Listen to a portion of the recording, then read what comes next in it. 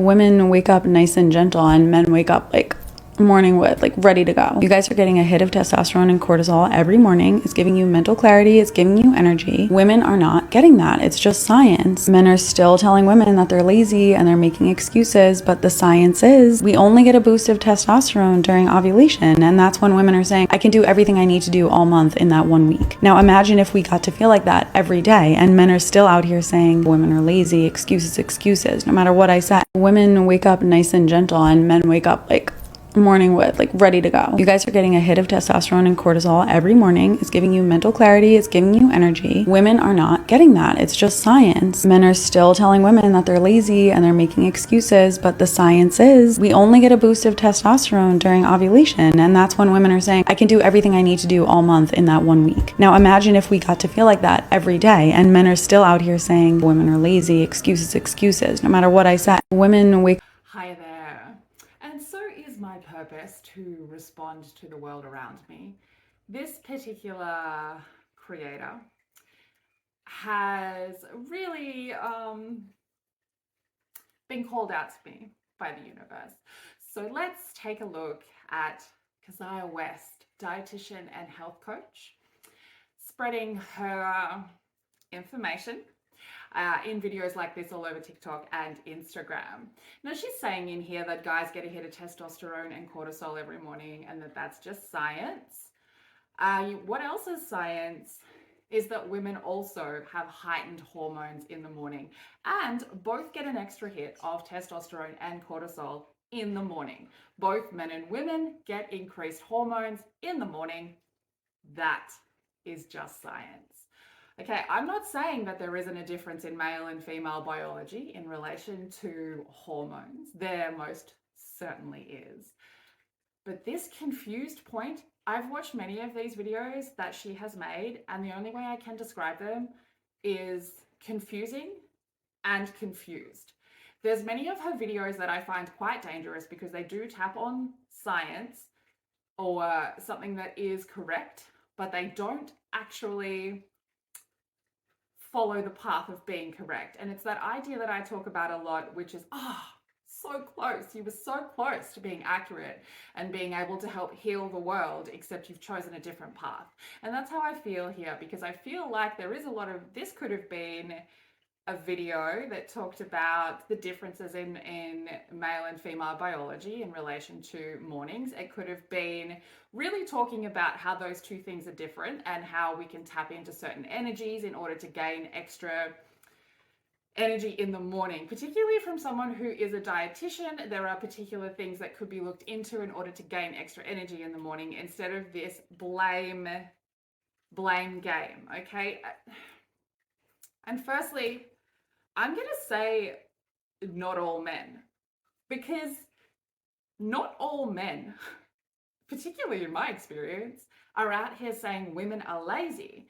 And in a lot of the circles and a lot of the rabbit holes that I end up on the internet, on social media, on places where men tend to talk to each other, there is actually a growing understanding that women, particularly mothers, are the very opposite of lazy.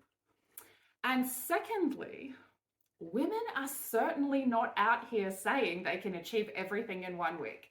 Maybe for her, who in particular comes across as quite privileged in her existence, who probably doesn't need to work 10 jobs, who probably doesn't have endometriosis, okay? Women are certainly not out here saying that they can achieve everything in 1 week.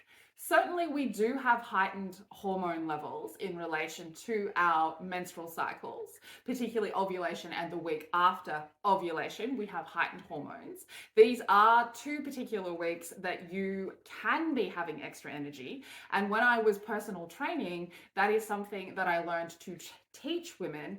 And now I particularly embody that in my own training, is that we need to be using a monthly timetable for our energy levels, not a weekly timetable. So yes, somewhat correct information there. Again, just not quite it. Because if we look at the amount of women that have endometriosis, we are really, by saying that there are women out here who say they can achieve everything in that 1 week, that 1 week for women with endometriosis is one of the most painful weeks that they have, okay? When they are ovulating, when they are in their luteal phase, that is one of the most painful times for women with endometriosis. So they are certainly not out there getting everything done in 1 week. So I just also wanted to share some science about the differences and the things that can affect these levels that she is talking about. So let's look at cortisol levels. Okay, so for both men and women, the factors that can affect our cortisol levels, which is one of these energy boosting hormones that we all get an extra boost of in the morning, men in particular get a little more. So cortisol is sometimes referred to as the stress hormone. Okay, so of course, acute and chronic stress can lead to elevated cortisol levels. All right, sleep as well. So lack of sleep or any disrupted sleep patterns can limit cortisol secretion, and exercise. Okay, so intense or prolonged physical activity can temporarily increase cortisol levels. So in women, the menstrual cycle, our cortisol levels may vary across the menstrual cycle, okay, with the potential increases during the luteal phase, so after ovulation. Also, pregnancy can affect our cortisol levels quite a lot, all right?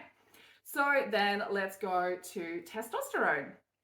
So for both men and women, age really affects testosterone levels, okay? They start to decline with age, particularly in men. So it is more significant in men to lose their testosterone levels as they get older, all right? So also chronic stress can impact testosterone production. And again, lack of sleep can disrupt the pattern, particularly that heightened testosterone in the morning that she is talking about. Regular exercise, regular physical activity, especially resistance training, can positively influence testosterone levels. In women, testosterone levels can be affected by PCOS, so polycystic ovary syndrome. So this can lead to elevated testosterone levels.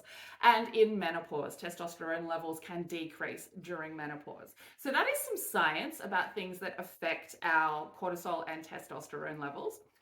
So keeping in mind that a lot of these things are very subjective to the person, and some of these things are actually helpful pieces of information that we could have used in that video to actually help people instead of pointing out differences, because that's not really how we move the world forward now, is it?